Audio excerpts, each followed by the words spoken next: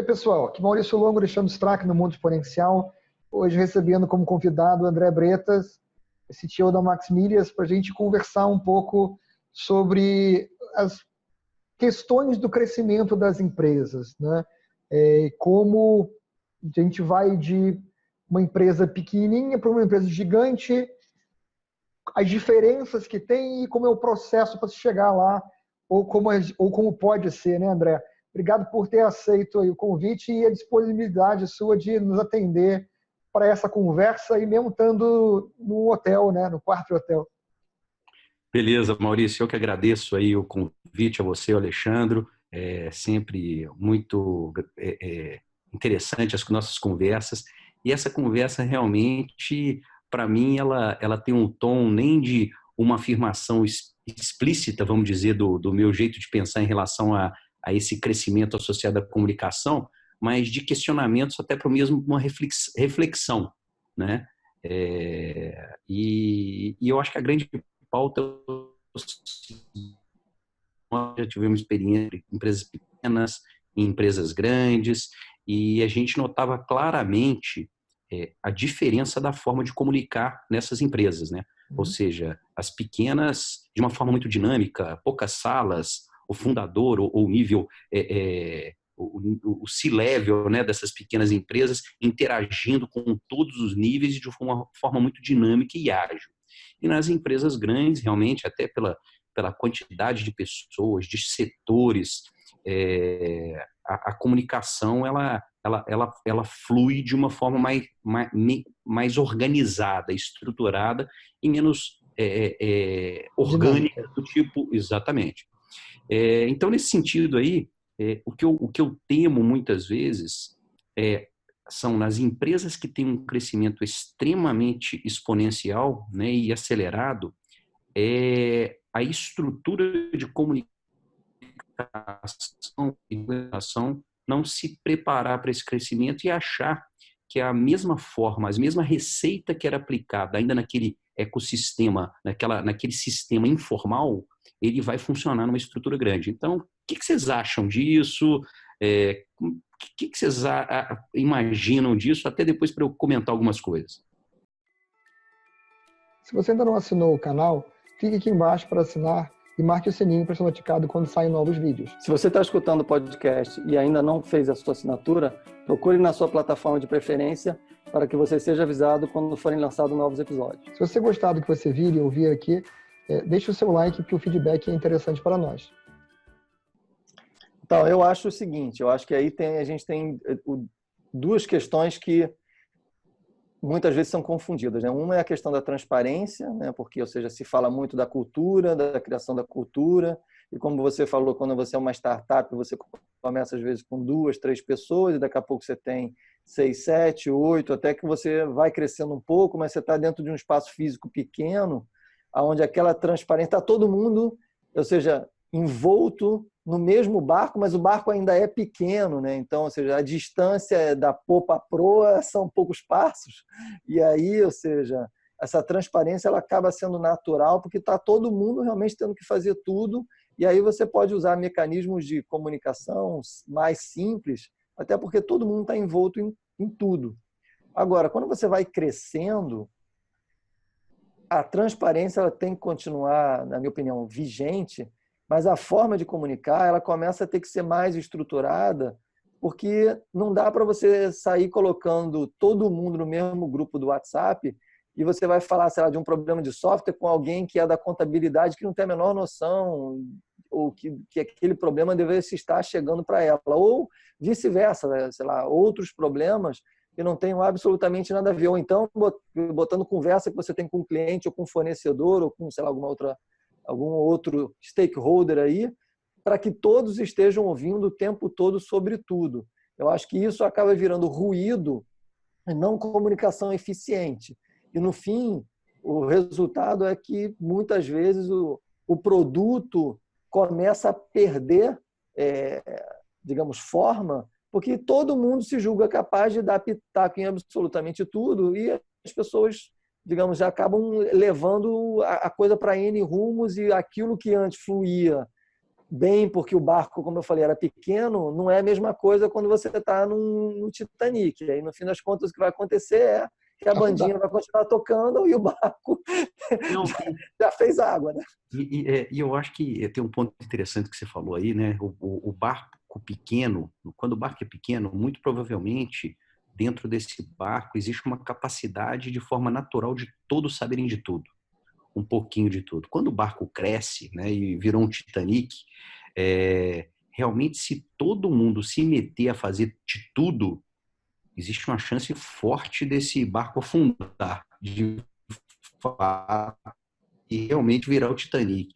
Eu digo isso porque, e você comentou uma ferramenta de comunicação, né, dos dias atuais aí, como o WhatsApp ou outros, que são um canal normal de comunicações informais do dia a dia, grupos de família e tudo.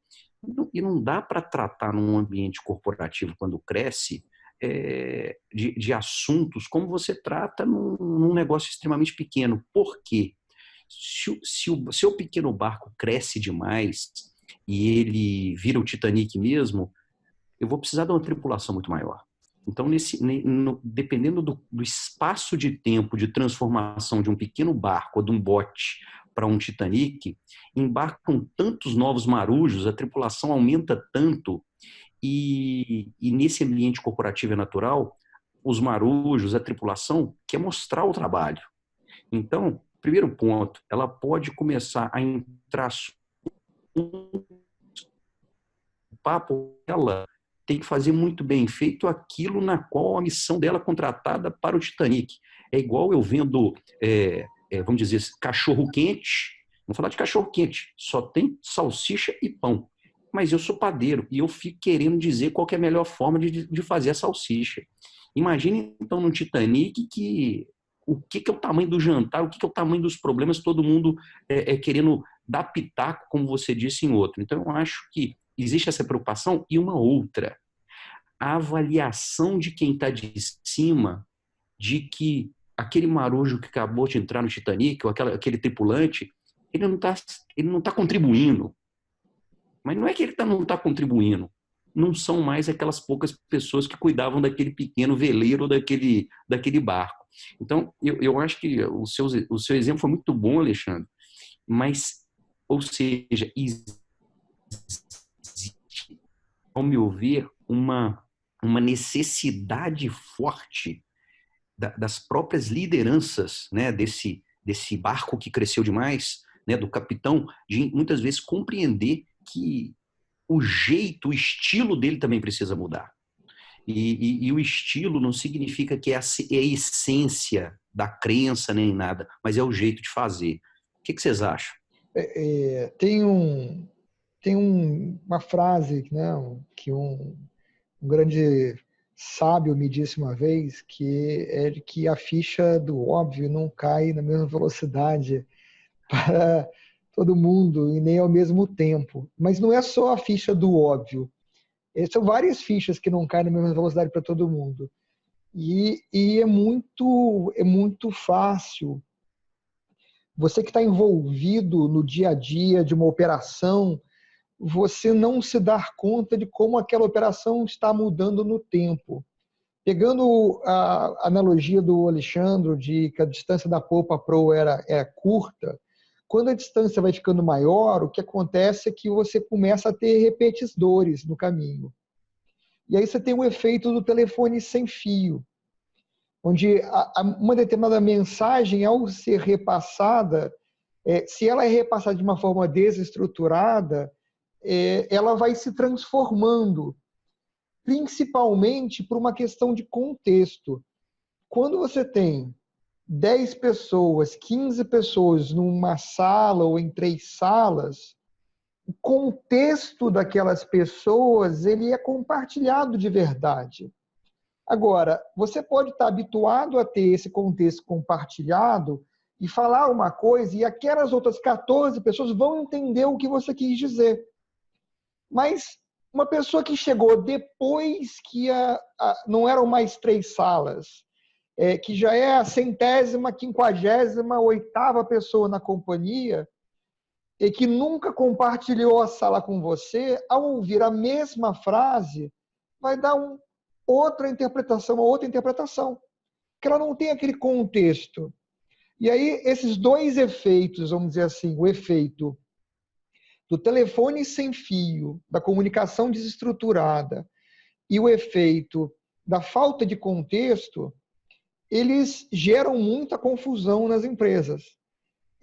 Mas não é fácil para quem está na empresa desde o início se dar conta de que essa realidade mudou, que agora essas coisas acontecem. Perfeito, Maurício. E acho até o seguinte, quando você fala do contexto, é que, ao meu ver, pode ocorrer, né, é que quando a empresa é pequena e ela muda muito rápido, ela tá se descobrindo muitas vezes. Depois ela se descobriu. Depois que ela se descobre, ela já tem uma receita. Ela começa a ter o seu legado. Ela começa a criar o seu legado. Então, eu acho que o barco ficou grande e eu tenho os repetidores, e eu vou precisar dos repetidores, porque a única forma de ocorrer o processo natural da delegação é fundamental o entendimento do contexto. E para saber que contexto é esse, eu enxergo que tem que ter visão clara e sim, ou seja, a hora de colocar todo mundo alinhado no contexto não é na hora que o barco está navegando, é na hora que ele atracou e você tem condição de colocar todo mundo próximo da melhor forma possível para a mensagem ficar clara para todas. E aí, eu não estou dizendo ao longo da viagem para onde que eu estou indo. Um pequeno ajuste, mas cada um sabe muito claramente qual o seu papel naquela rota que foi comunicada antes do barco sair da sua própria, do porto, né? E o que é natural, ou seja, é igual quando a gente fala de um avião. Um avião, ele não decola, levanta voo e vai reto rumo ao espaço direto. Ele faz algumas pausas no ar, como se fossem respiros para continuar subindo para a próxima camada. Então, eu acho que esses respiros, esses processos de alinhamento, é que, na verdade, são o processo que você diz da contextualização, não é? Exatamente. Eu me lembro, isso que a gente está falando me lembrou agora, me remeteu exatamente a uma palestra que eu vi no ano passado, né, num evento que acontece aqui no Rio, que é o REC Tudo. Ele acontecia dentro da PUC e agora ele cresceu de tal maneira que ele acontece na Cidade das Artes, né? Para quem conhece o Rio de Janeiro, a Cidade das Artes é um monstro que tem aqui na Barra, assim, é um monstro mesmo, um negócio gigante, e acontece lá, né? Então, eles falam que é o evento da cultura digital. Mas, enfim, lá teve uma palestra, inclusive de uma empresa bastante conhecida, que é a Stone, onde justamente se discutia isso que a gente está discutindo agora, sobre a complexidade do tamanho da comunicação com os tamanhos de time, né? Enquanto você estava falando, eu fui lá, eu criei um blog para poder documentar os insights que eu tinha durante o evento e não perder, e aí fui tirando foto e tal, e aí fui buscar uma das fotos que estava lá no blog enquanto um de vocês estava falando. E realmente, na palestra, ele colocou os desafios do tamanho do time, né? Ou seja, quando o time tem uma pessoa, 5 pessoas, 20 pessoas, 100 pessoas, 500 pessoas e mais de 500. Né? E justamente a questão do desafio da comunicação, né? Quando você tem uma pessoa, é o que ele chamava de eu-keep, né? Então sou eu mesmo. Eu sei de tudo, eu não preciso comunicar para ninguém, porque eu sou tudo, eu sou equipe, eu sou cultura, eu não tenho legado, não tenho nada. Quando começa a ter mais pessoas, isso vai complicando. Né? E aí, exatamente quando você começa a ter 100 pessoas, 50, 500 pessoas, você já começa a ter a sensação de eu não fiquei sabendo, eu não fui envolvido, ou eu fui envolvido demais, agora já não sei o que fazer porque eu estou sabendo coisas demais. E se eu estou sabendo, então é porque eu posso dar uma solução, então eu posso dar a minha solução, que de repente eu não me envolvo com as pessoas corretas.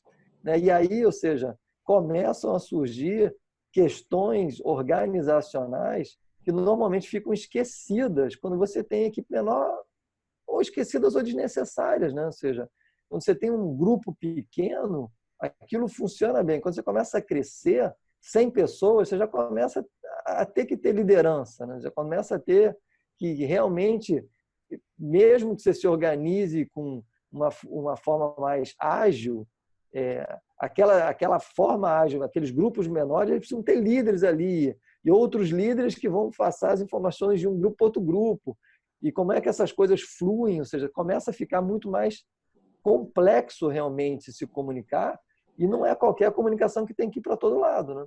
Não, e um outro ponto, né? E aí, quando você chega nas pequenas células, como você disse, né? Quando os pequenos grupos, talvez ali caiba um informalismo de novo para que as células continuem ágeis, né? Ou seja, mas quando você precisa de uma comunicação que ela desça, que ela seja clara, que as pessoas sabem de qual parte elas estão cuidando, tem que ter um processo estruturado de comunicação. E isso é que eu vejo que pode ser, sim, um grande desafio nas empresas que crescem muito nesse mundo exponencial.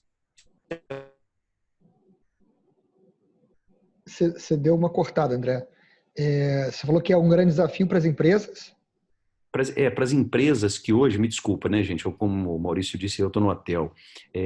Para as empresas que crescem muito rápido, é um desafio muito grande realmente estruturar e perceber a hora de mudar o estilo de comunicação entre essas camadas.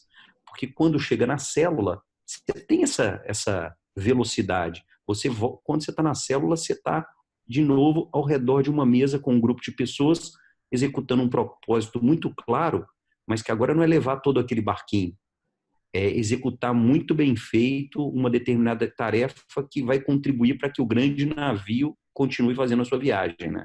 Então, eu concordo. Você tem exatamente o caso do excesso de envolvimento, excesso de informação e a consequente desorganização que isso gera. Quando você tem esses grupinhos interdependentes e você precisa que alguma coisa aconteça, que uma decisão seja tomada, quando você está nessa fase de transição e você ainda não tem uma estrutura de decisão clara, você passa a ter um problema que eu já vi, por exemplo, em uma empresa onde uma pessoa mandava um e-mail para 11. E aí, perguntado a respeito daquela questão dos 11, né? Assim, disse o seguinte: eu mandei para essas pessoas porque talvez alguma delas possa ajudar a gente a ter a decisão. Porque, na verdade, aquela pessoa que estava mandando a demanda para a decisão, ela não sabia quem ia decidir, ela não sabia quem tinha condição, vamos dizer assim, de entender o problema e dar uma resposta embasada para uma decisão, né, que fizesse sentido. Então, ela pegava um grupo de pessoas que ela achava, dentro desse conjunto aqui tem a galera que deve conseguir decidir, mandava para eles aquele e-mail. Olha que meio, olha o medo, né? É. Não ter resposta de ninguém, ou então ter resposta de todo mundo. E resposta de cada um individual, né? Ou resposta para todos. Quer dizer, você vê, todas as possibilidades, elas são assustadoras. Não tem nenhuma que não Exatamente. seja. Exatamente. Então, esse é o ponto mesmo, eu acho que sim, o que eu acho, e usando lá o que o Alexandre falou, que comunicações em grupos grandes pelo WhatsApp não funciona. Não funciona, que vão parecer envios de e-mail para um grupo de pessoas achando que elas vão resolver. E aí você pode cair no dilema de ninguém resolver ou todo mundo tentar resolver. E nenhum desses dois lados vai trazer a solução para o problema, né? Corre o risco de virar futebol de várzea, né? Onde está todo mundo correndo atrás da bola, né? E o espaço em campo vazio, né? Aquele campão limpo lá. Aí um iluminado vai para aquele lado e marca o gol, né? Porque ninguém sabe como a bola chega nele, né? Ela sobra nele e Deus é bom, e aí ele pega e faz o gol, né? Exatamente. Mas, cara, eu acho que é isso, eu acho que essa pauta, eu acho que um vídeo como esse aí vai, pelo menos, no mínimo, colocar algumas reflexões. Alexandre, você tem um belo exemplo aí, que você já contou para a gente uma vez, que é em relação à banda de música. E eu acho que isso aí reflete, você podia até fechar aí com isso, porque eu acho que reflete muito bem, pode contribuir muito por empresas que estejam vivendo o momento, poxa, mas antes eu resolvia pelo WhatsApp, não estou conseguindo, eu não tenho resposta, ninguém viu. Eu mandei a mensagem de manhã e ninguém viu. Não, às vezes todo mundo viu, mas às vezes deixa que eu deixo, né? Isso é comigo? Não, é com outro e ficou a bola quicando ali. Então, assim, eu acho que tem que ter um mínimo de estruturação mesmo, porque num grupo maior é impossível você ter condição de administrar todo mundo e para o processo natural de delegação numa empresa que é grande, as coisas têm que ser formalizadas e a comunicação tem que ser muito clara, pautada, sim, como o Maurício disse, num contexto, e esse contexto, para mim, é um roadmap, é uma visão que qualquer negócio tem que ter. O exemplo da música que você falou, quando você começa com uma banda aí de 4 pessoas, uma banda de rock, né? Tem um baterista, um guitarrista, um baixista e um vocalista. Ali, se deu alguma coisa errada, um grita, tem 4 caras, eles se ajustam. Outra coisa às vezes, né? Às vezes na banda, até você olha para o outro e ele já sabe, poxa, ele está esperando isso.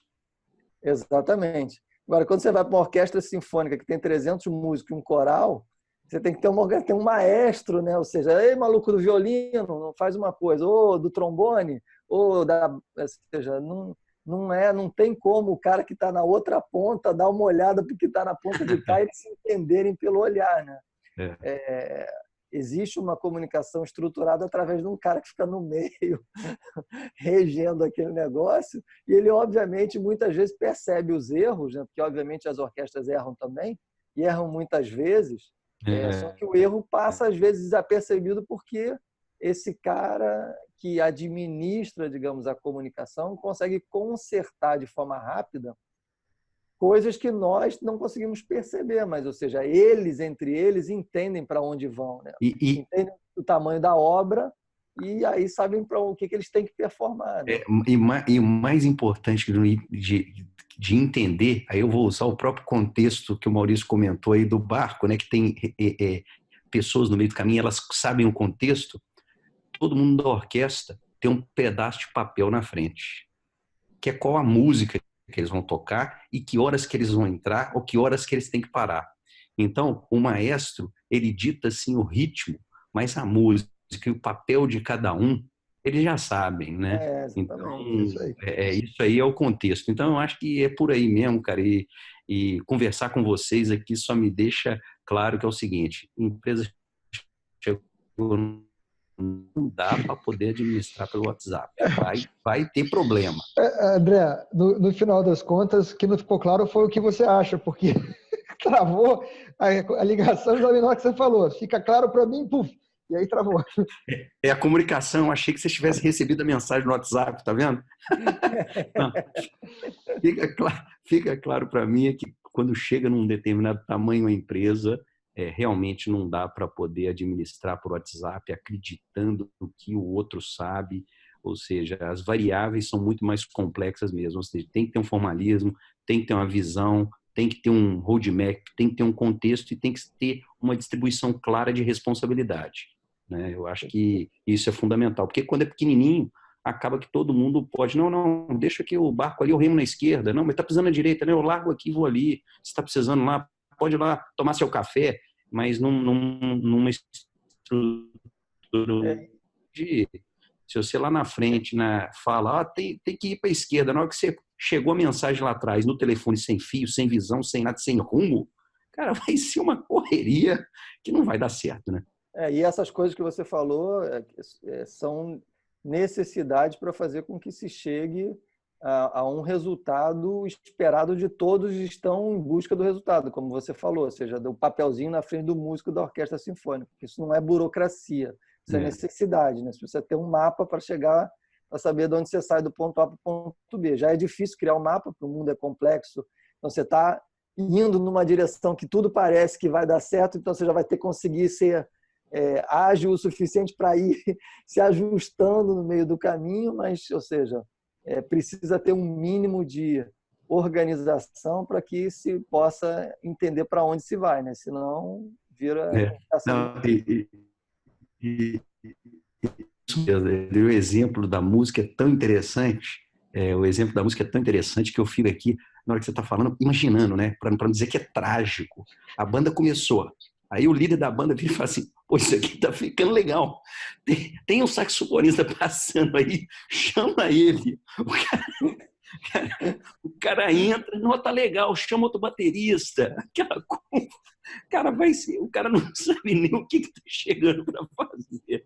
Ou seja, é caótico, né? Não dá. E, cara, realmente estou só reforçando aí, porque a comunicação picou em função do meu link, mas não dá para ser via WhatsApp quando o grupo é grande e quando está embarcando um monte de tripulante novo. Eu acho que esse é o ponto. Esse é o ponto. Eu acho que tem N cenários estranhos que a gente já viu por aí, né? E a gente, como você falou, já trabalhamos de empresas pequenas, empresas grandes, empresas que são médias, as empresas estão crescendo, todos os tamanhos. Em cada uma das fases você tem problemas diferentes. A comunicação, ela se apresenta como um problema de forma diferente a cada etapa. E você tem que conseguir se adaptar a resolver o problema de acordo com a necessidade daquela etapa, né? E em cada etapa vai ser diferente. E, de certa forma, é normal isso. Em cada etapa vai ser uma ferramenta, vai ser um estilo, né, cara? É isso. É isso aí. Esse é o ponto. É isso aí. Então, maravilha, gente. Ó, de novo aí, obrigado pelo tempo de vocês aí, que é um prazer estar falando com vocês aí. Desculpa a falha de comunicação, porque o link às vezes fica ruim aqui, mas eu juro, não foi WhatsApp, não.